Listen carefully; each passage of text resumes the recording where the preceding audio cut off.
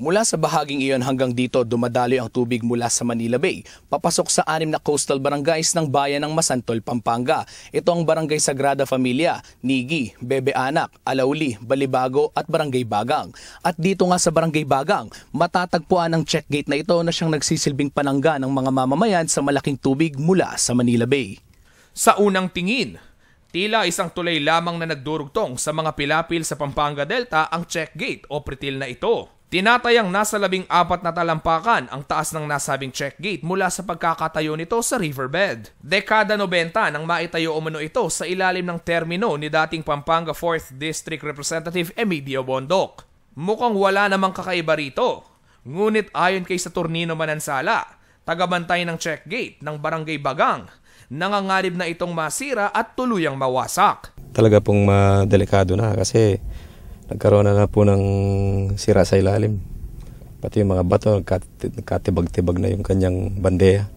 Sa pagsisid umano ni Mang Saturnino, natuklasan niyang aabot na sa 4 na talampakan ang hukay sa ilalim ng check gate na siyang dinadaanan ng rumaragas ang tubig na sumisira sa nasabing infrastruktura. Talaga pong malaki na at talagang kung ireremedyo lang sa semento.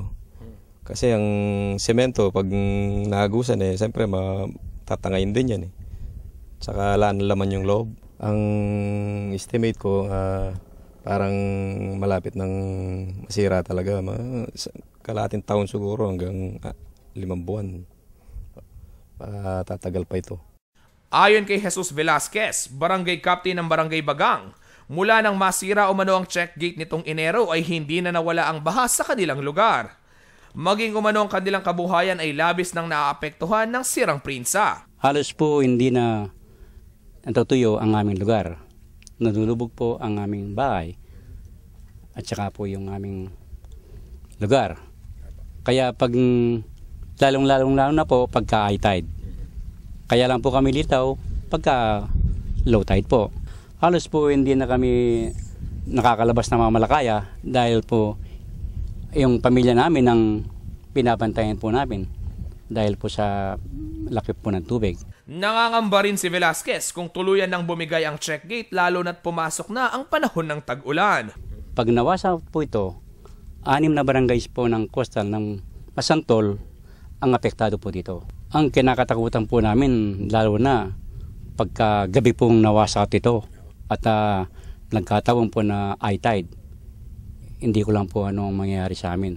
Lalong-lalo na hindi naman po lahat ng aming consequent may bangka po. Sadyang ipinataas na ng pamilya Reyes ang kanilang bahay bilang paghahanda na rin sa pagbaha. Pero sa kabila ng mataas nilang tirahan, nakuha pa rin umano itong abutan ng baha noong nakaraang taon ayon kay Aling Lita. Pangamba rin nila Aling Lita, paano na sila pag tuluyang mawasak ang check gate? Siguro po lulubog pa ako. Kasi po, nung unang namin dito, paglubog namin dito, umalis po kami sa bahay namin yan. Kasi po, first time namin nakaranas ng ganong kalaking baha. Nagbangka rin po sila papunta doon sa dike. At tapos po naggawa sila ng mga barong-barong po doon. Halos po lahat ng mga tiga rito napunta po sa dike. Sana po matulungan po kami ng ating gobyerno na maano po yung pagbaha dito kasi po talagang nahihirapan po yung mga tao dito at lalo na po yung mga bata.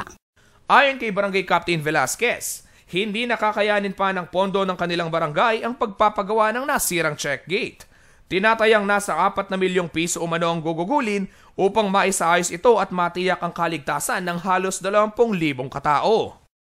Hindi na nga bago para sa mga mamamayan ng coastal barangays ng Masantol, Pampanga ang pagbaha. Ngunit ang kinakatakot ng mga mamamayan dito ngayong taon ay kung hindi masolusyonan ang kanilang panawagan. At ang nakadaragdag pa sa kanilang pangamba ay kung tuluyan na ngang masira ang bahagi ng check gate na ito na gawa lamang sa lupa. Mula dito sa Barangay Bagang, Masantol, Pampanga, ako si Justin Dizon, alerto alisto sa pagbabalita.